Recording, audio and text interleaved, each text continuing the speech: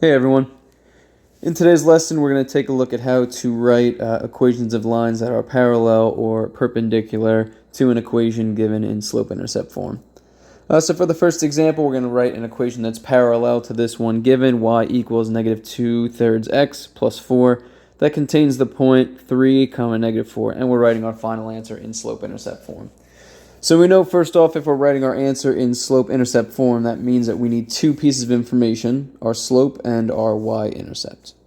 Okay, so similar to how we did these prior when we were writing equations in slope-intercept form, I'm going to set it up the same way. I'm going to look for an m and I'm going to look for a b.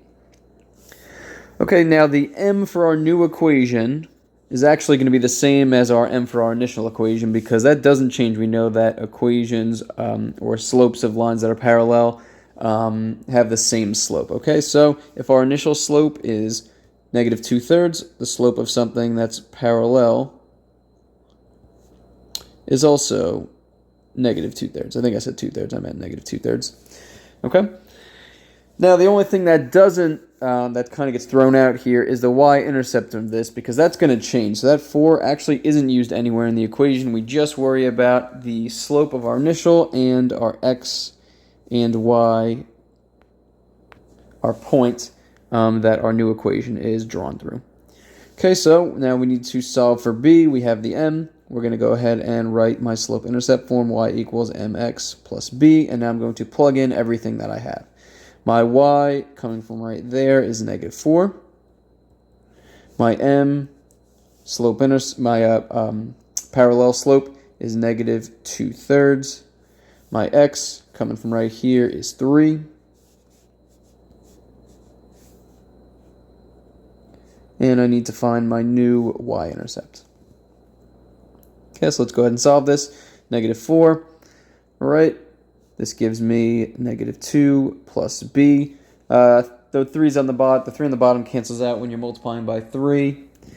Another way you could do that, we know I showed a trick where if you multiply 3 times negative 2, that's negative 6, and then divide that by 3. You could also do it that way as well to get the negative 2 here. All right, and then I'm going to add 2 on both sides, and I get b equals negative 2. All right, write my final answer in slope-intercept form, y equals negative 2/3 x minus 2. Okay, with my two pieces that I have here. And again, notice we know for it to be parallel, they need to have the same slope and a different y-intercept. Sure enough, final answer has the same slope and does not have the same y-intercept. All right, let's take a look at one more example. Okay, in this one we are writing an equation that is perpendicular to the line given. Okay, so again we're looking for the m and the b. Okay, now the m is going to be different this time because it's a perpendicular. So what I have to do is, if my initial slope is 1/3, okay, what I need to do is I need to flip it and change the sign. So 1/3 becomes 3/1, and I change it to a negative because the initial was positive. Okay, so that means that my new slope is negative 3. Again, the y-intercept is kind of thrown out because that's going to change when we write our new equation, and my x and y is what I'm going to use now to finish this up. Okay, so y equals mx plus b. My y is negative 2. My m is negative 3. My x is 8, and I need to find my new y-intercept b. Okay, so it's negative 2 equals, negative 3 times 8 is negative 24 plus b. Add 24 on both sides, and I get b equals 22. All right, put my perpendicular slope and my new y-intercept together, and I get y equals negative 3x plus 22.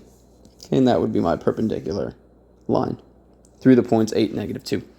Again, if you notice, we have 1/3 as my initial slope, and my new slope is negative 3 because it's the opposite reciprocal, which we discussed in the prior video on slopes of parallel and perpendicular lines.